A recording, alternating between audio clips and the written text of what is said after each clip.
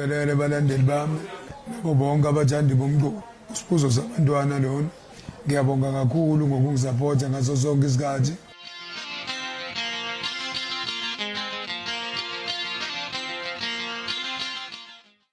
Kumanje ngidithulela icwecwe isihloko esithi ikwavajusa.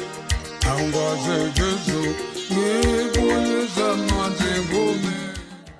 Leli cwecwe lizophuma mhla ka-10 October. Ingoma engazilindela ziningi kakhulu futhi zimnandi.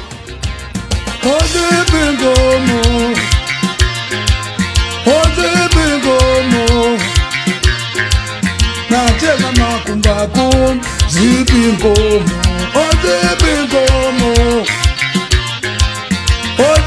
inkomo nathenga amakumba kum ziphi inkomo ziphi inkomo ziphi inkomo oziphi inkomo ziphi inkomo nathenga amakumba.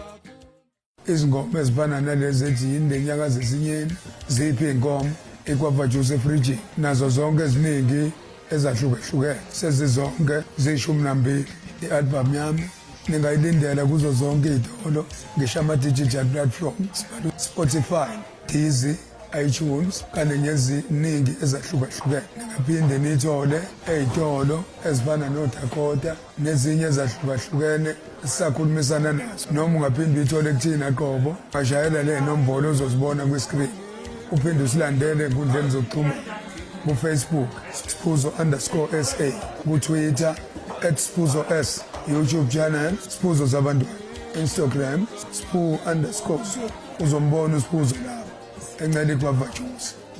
Inyakazi Esinyeni, majali wampaleli, inyakazi Esinyeni.